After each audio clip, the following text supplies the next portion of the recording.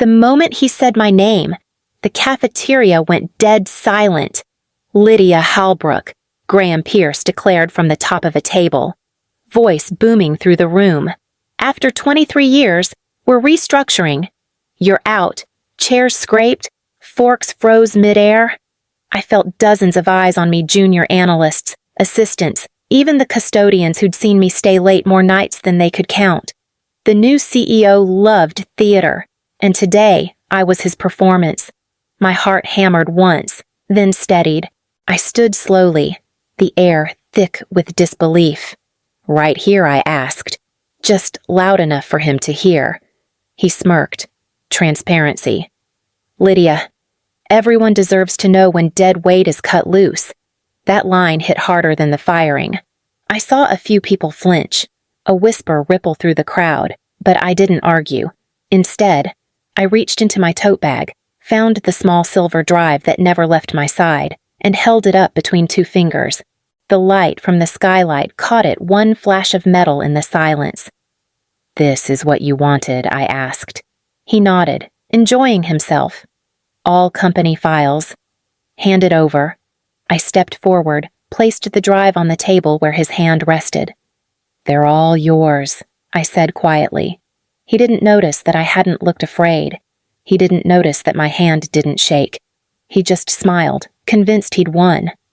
I walked out before anyone could speak. Behind me, the room filled with murmurs, forks clinking again as if pretending the spectacle hadn't just happened. In the hallway, I could still hear his voice echoing dead weight. The words looped in my head as I passed the motivational posters, the ones I'd hung myself when the company was half its size. When the elevator doors closed, I exhaled for the first time. The silver drive was gone, but the system copies weren't. Every log, every timestamp, every authorization I'd ever signed still existed where no one thought to look. By the time I stepped into the sunlight outside, my humiliation had cooled into clarity. He'd just fired the one person who could prove what he'd spent years hiding, and the files would speak soon enough. When I first joined Markston Industries, it wasn't a skyline giant with glass walls and PR slogans. It was 3 rented floors above a freight warehouse near the Chicago River, and we shared one copier that jammed every other morning. The founder, Richard Markston, used to bring his own coffee from home because the machine downstairs burned everything it touched. He was rough around the edges, but he believed in people who could build things quietly and make them last. He gave me a desk by the window and a single instruction: keep us honest. So I did. Over the next 2 decades, I built the compliance architecture line-by-line contracts, vendor audits, procurement logs, safety reports, certifications. While others chased bonuses, I chased precision. The files became my world, each document a small promise that what we built wouldn't collapse under arrogance. Most nights, the office lights went out except for mine. I remember the hum of the servers, the soft thrum of the city through the glass. Once, when a shipment error almost cost us a government client, I stayed 40 hours straight, sorting through vendor codes until the numbers matched. No one thanked me, but the contract was renewed, and that was enough. When Richard retired, he shook my hand and said, "Don't let them forget what this place is built on." I promised I wouldn't. Then Graham arrived, polished, charming, fluent in buzzwords, but tone-deaf to ethics. He turned compliance into marketing, stripped procedures down to slogans. He said audits slowed innovation. I warned him that cutting corners wasn't efficiency. It was rot. He laughed, called me old school, and built his empire on speed. I kept the systems running anyway, patching leaks, rewriting policies, training interns who never remembered my name. Somewhere along the way, 23 years slipped past. The company grew taller, but the foundation stayed the same mine. And when he stood on that table and fired me, I realized he had no idea what he'd just severed.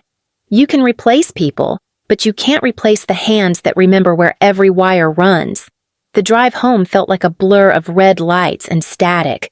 My phone kept buzzing HR notifications, automated exit surveys. A message from IT reminding me to return my badge. I ignored all of them. By the time I reached my apartment in Oak Park, the sun was already slipping behind the skyline, staining the windows gold. I dropped my bag by the door and stood in the quiet. For the first time in years, no deadlines waited, no alerts blinked from my phone. The silence should have been unbearable. It wasn't. I turned on a single lamp and sat at my desk, where a framed copy of the first compliance license hung slightly crooked. The date on it, April 2000, felt like another life. I powered on my old personal laptop, one I'd kept separate from company hardware. No forbidden files lived on it, only documentation system maps, procedural templates, emergency recovery outlines, all publicly compliant, all technically property of Markston, but mirrored under federal retention law for third-party audits. The originals were stored off-site, encrypted, verified, and untouchable without proper authorization. I opened a secure portal just to check the audit mirror status green lights across every node. The backups were safe, untouched, exactly as they should be. Then, carefully, I logged into the company's admin portal one last time. My credentials still worked, no one had revoked them yet. I began closing what I once built, terminated my multi-factor keys, revoked local privileges, cleared authentication cache. I left no trap, no sabotage. I simply withdrew. In a few minutes, I erased myself from their system. The heartbeat that had kept it alive mine was gone. When I closed the laptop, the room felt lighter. I poured a glass of water, stared out at the city, and listened to the hum of the elevated train rolling through the distance. The night smelled faintly of rain. Graham thought the smile I gave him was surrender. It wasn't. It was a warning he didn't understand, because I'd learned something over 23 years of watching men like him rise fast and fall faster. The truth doesn't vanish when you delete a name. It waits quietly, faithfully in the backups. By Monday morning, the first cracks began to show. I didn't have to check the company intranet to know. The messages found me instead. A text from Maya, one of the junior analysts I'd trained last year. Payroll's a mess. Half the team didn't get paid. It says the validation loop's stuck. Did you change something before you left? I smiled faintly, typing nothing. The validation loop wasn't broken. It was doing exactly what it was designed to do, wait for a second authorization that no longer existed. By noon, another message came from Eric. One of the older accountant's vendors are holding shipments. They're saying compliance signatures are outdated. I told Graham, but he says we'll just rebrand the system. Rebrand. That word made me laugh out loud, though it came out hollow. You can't rebrand infrastructure. You can't Photoshop legality. The news spread quickly across LinkedIn, the kind of corporate gossip wrapped in polite phrases. Transition challenges. Operational recalibration. Behind the euphemisms was panic. The quiet kind that seeps through office carpets when leadership starts shouting behind closed doors. By Tuesday, Graham replaced 2 senior managers, both veterans who had kept the finance and logistics units running for years with friends from his last startup. The kind who smiled too easily and said things like, "We'll fix it in the cloud." Fix it in the cloud? They never understood that the cloud only works because someone like me built the ground first. From my small apartment window, I could see Markston's tower glinting across the river, its logo still shining against the morning sun. It looked the same, but I knew better. Systems can keep humming long after they start dying. That's the trick. The rot begins quietly, beneath the dashboards and PowerPoints, spreading through forgotten access points until one day nothing responds.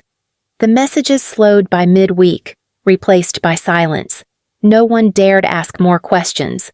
They were still pretending everything was fine, but I'd spent half my life inside that building, and I could feel it even from here. Markston was still standing, but it no longer had a heartbeat. It was Thursday afternoon when the call came. The number was unfamiliar. Washington area code, no name. I let it ring twice before answering. Ms. Halbrook. This is Evan Rosner, Senior Compliance Auditor with Hellstrom & Unveiled. We handle Markston Industries' annual review. His voice was calm, neutral, like a surgeon announcing a routine procedure. "We're seeing a few irregularities in your previous filings vendor transfers, unreconciled project accounts. We just wanted to confirm whether you're still overseeing those systems." I stared at the stack of unopened mail on my desk. "No," I said quietly. "I was terminated 5 days ago. No transition plan, no offboarding procedure. You should probably note that." A pause. Paper rustled on his end. "Terminated. Without transition." "That's correct," I replied. "The compliance structure hasn't been reassigned as far as I know." "If you're missing approvals." "That's why." Evan cleared his throat. "Understood. The discrepancies we found, some vendor payments were routed through new accounts. They're labeled as infrastructure fees, but lack supporting contracts. That would require dual authorization," I said automatically. "One from finance, one from compliance, and the compliance signature would have been yours until last week." "Yes." Another silence. This one felt heavier. "Thank you.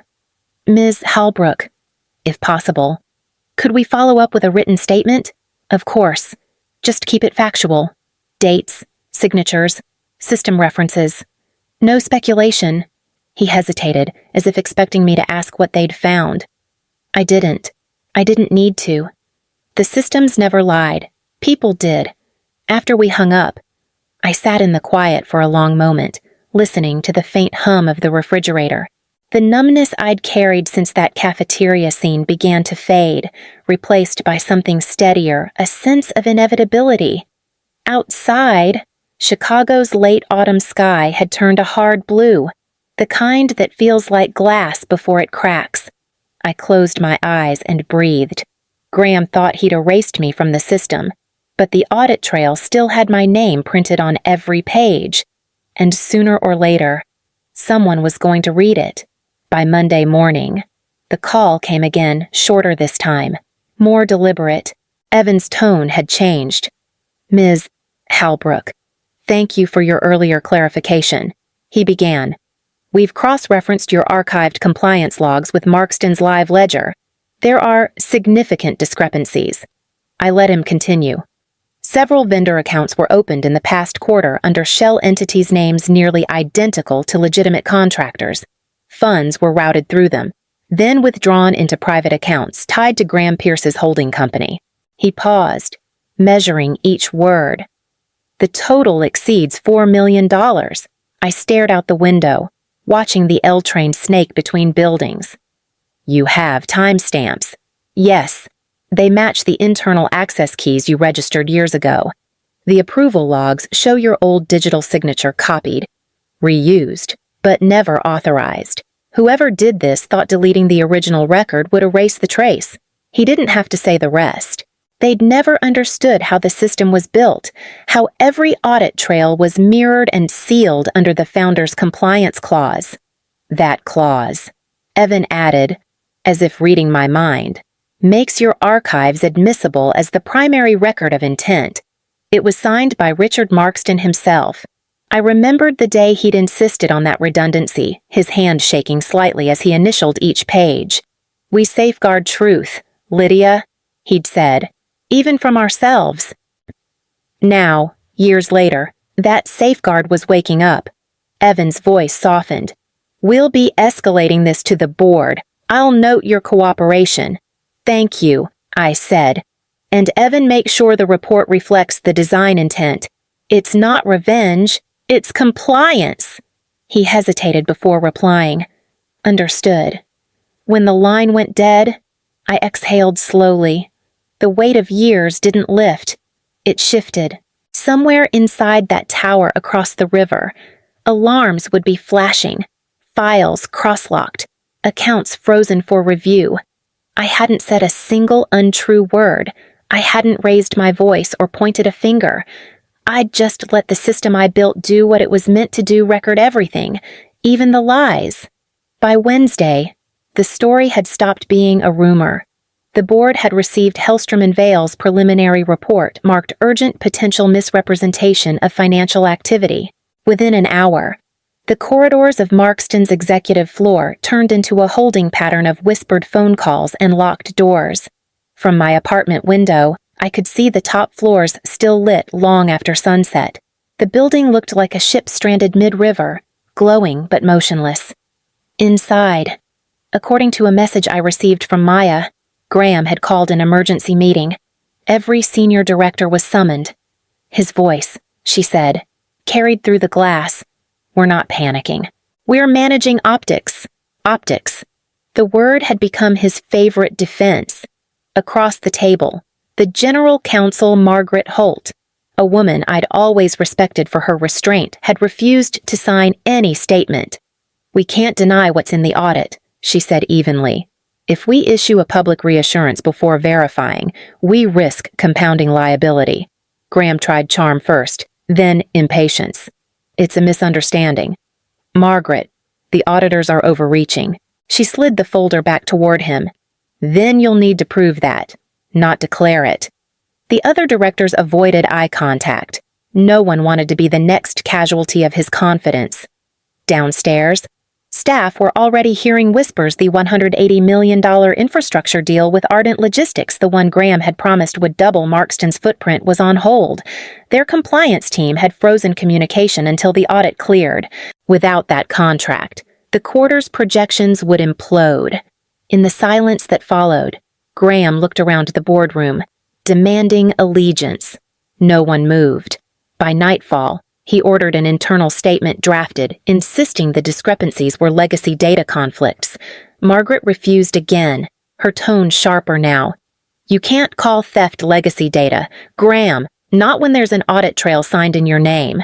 Maya told me he slammed his laptop shut and walked out, muttering something about lawyers and loyalty.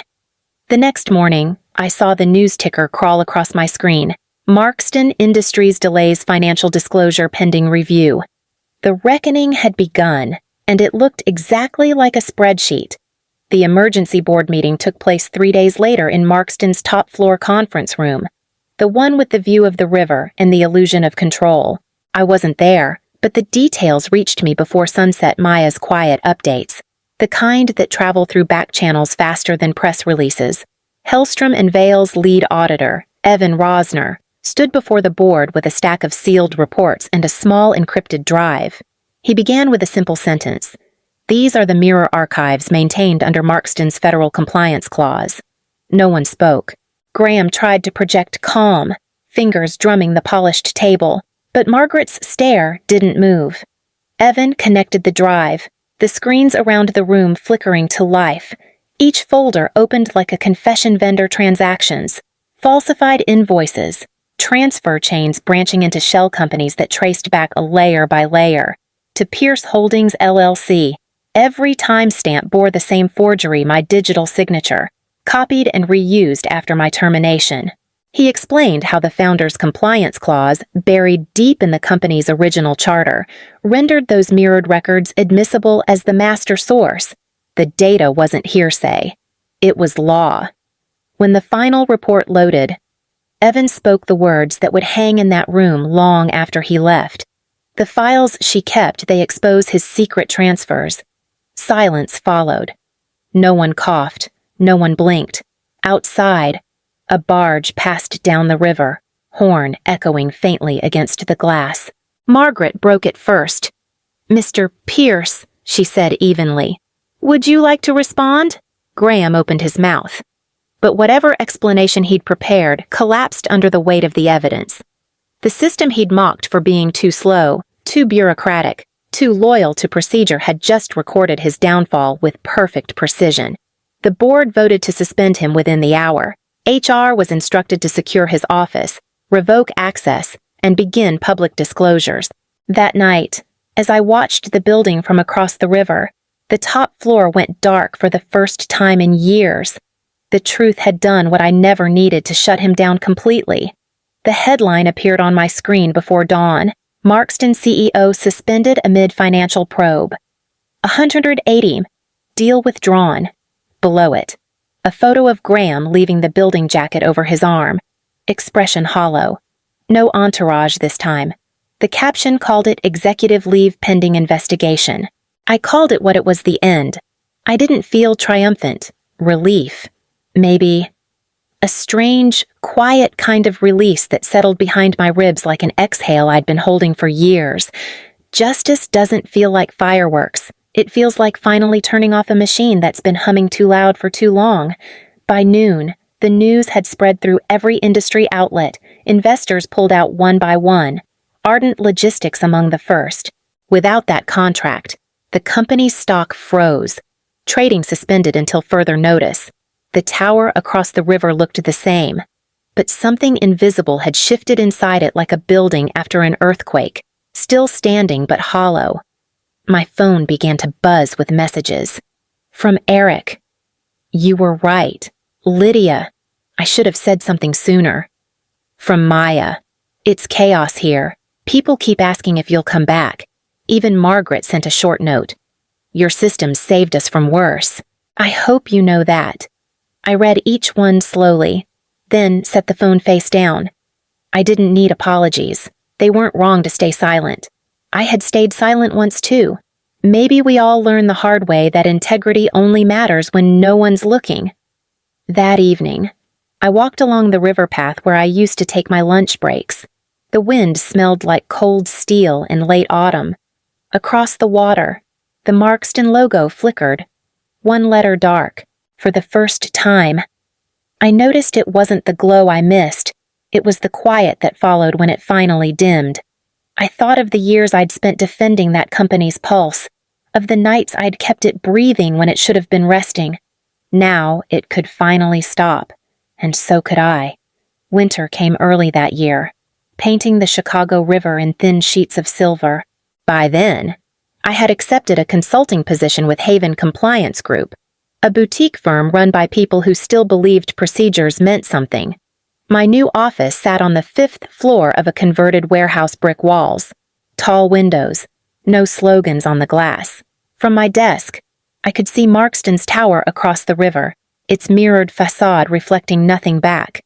The work felt different here, smaller scale, steadier rhythm. I met clients who wanted systems that lasted, not shortcuts dressed as innovation. Each day, I watched young analysts learn how to document everything properly, to leave trails instead of shadows. When they asked where I'd worked before, I just said, across the river, and left it at that. One morning, I printed a letter on company stationery, signed it neatly, and slipped it into an envelope. It was addressed to Markston's legal department, a formal termination of my custodial clause.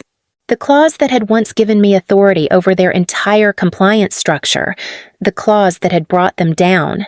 I walked across the bridge, the wind sharp against my face. The lobby security guard didn't recognize me, which felt right. I left the envelope at reception, thanked the clerk, and turned back toward the door. Outside, the city was waking up, coffee carts steaming, buses rumbling along Canal Street. I paused at the railing overlooking the river. The water below moved slowly, carrying fragments of ice, steady and indifferent. For the first time in months, I didn't feel the weight of old files or the echo of late-night emails. My life had become quiet again, but not empty. It was the kind of silence that meant balance, not absence. As I crossed back toward my office, I looked once more at Markston's tower. Sunlight caught its windows, cold and bright. I whispered to myself, barely audible beneath the wind, files remember what people forget. Then I unlocked my door with a new set of keys and walked inside.